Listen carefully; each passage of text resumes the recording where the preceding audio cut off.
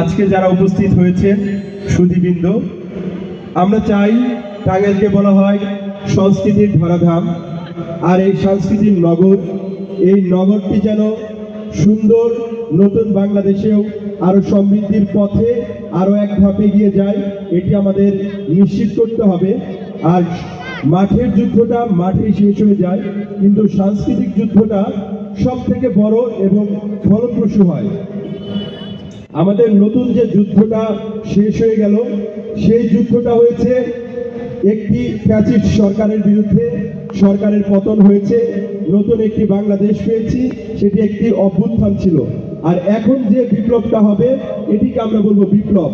এই বিপ্লবে যদি আমরা এগিয়ে যেতে পারি, আমরা সফল হতে পারি, তাহলেই আমাদের যে কাঙ্ক্ষিত স্বপ্নের বাংলাদেশ সেটি সম্ভব হবে।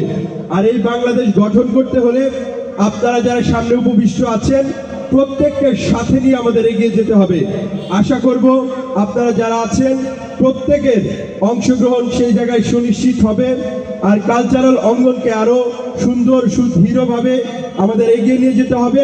এবং আমাদের এই ৩৬ জুলাই প্রজন্মের যে যুদ্ধটা আছে, আমাদের ২,০০০-এর অধিক যে শহীদ হয়েছে, আমার পাশে একজন আহত যোদ্ধা আছে, এবং এরকম অনেক যোদ্ধা আছে তারা হসপিটালের বেডে কাতরাচ্ছে।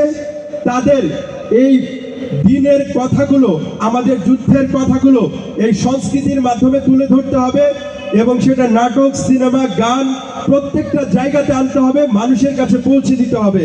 সেটা শিল্পকলার মাধ্যমেই অনেক সুন্দরভাবে পৌঁছে দেওয়া যাবে। আশা করি শিল্পকলার যে অফিসার আছেন এবং আমাদের সামনে জেলা প্রশাসক আছেন, এডিসি, এনডিসি সহ যারা, তাদের কাছে আমাদের আহ্বান থাকবে এগুলো মানুষের মধ্যে ছড়িয়ে দেওয়ার জন্য যতটুকু সহযোগিতা করা প্রয়োজন এবং উদ্যোগ গ্রহণ করা প্রয়োজন, তারা খুবই আন্তরিক।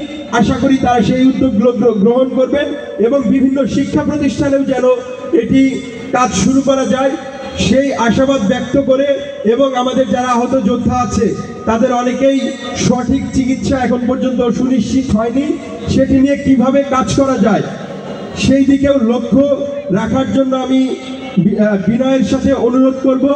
এবং আপনাদের সকলকে আমি ধন্যবাদ জ্ঞাপন করে এবং সাংস্কৃতিক অঙ্গনের মানুষকেও ধন্যবাদ জ্ঞাপন করে আমি আমার বক্তব্য শেষ করছি।